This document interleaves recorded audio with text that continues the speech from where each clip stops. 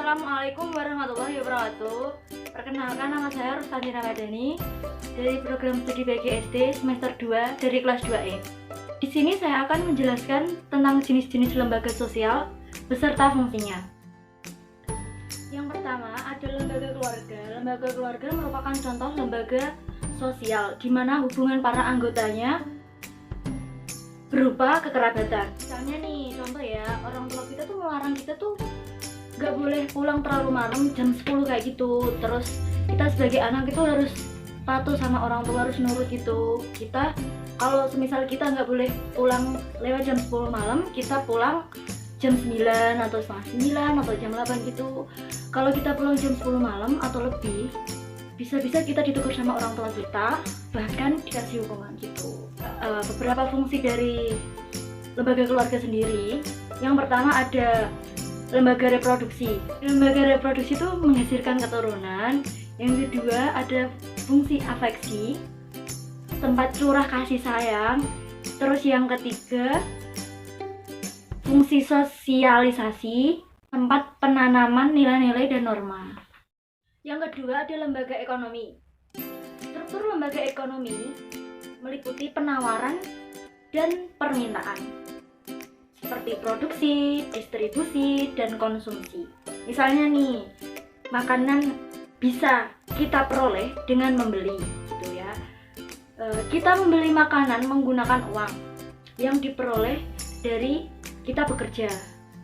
Kita memproduksi uang, membeli makanan, lalu mengkonsumsi.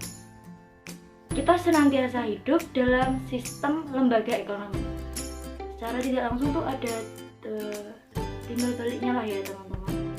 Terus ada fungsi lembaga ekonomi, menyediakan sumber daya untuk bertahan hidup, mendulang profit, menaikkan status sosial, dan lain sebagainya. Lembaga ekonomi memenuhi kebutuhan melalui proses produksi, distribusi, dan konsumsi. Yang ketiga, lembaga agama.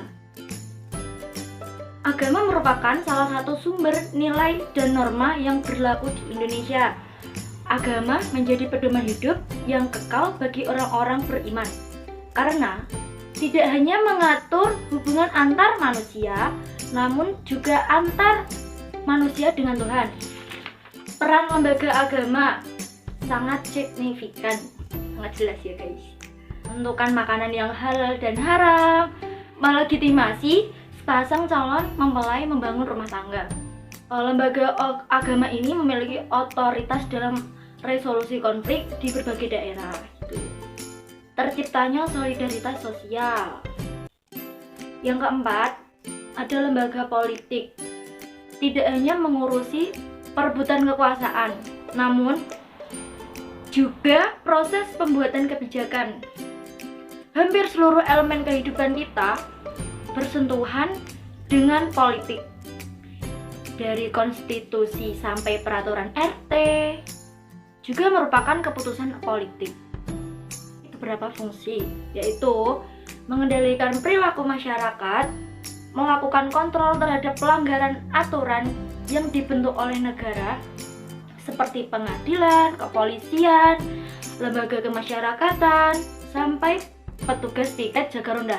Ini yang terakhir ada lembaga pendidikan. Pendidikan ini sudah dimulai sejak bayi lahir, bahkan bisa jadi sejak bayi dalam kandungan. Seperti orang tua biasanya kan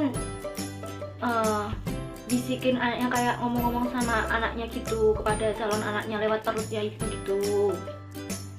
Terus secara formal lembaga pendidikan dibentuk untuk memenuhi kebutuhan manusia akan pendidikan. Fungsi lembaga pendidikan adalah sebagai wadah sosialisasi nilai. Gitu teman-teman.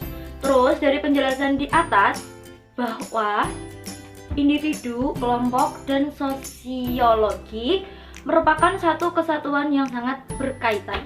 Sekian dari saya. Apabila ada kesalahan dalam ucap atau penjelasan, mohon dimaafkan.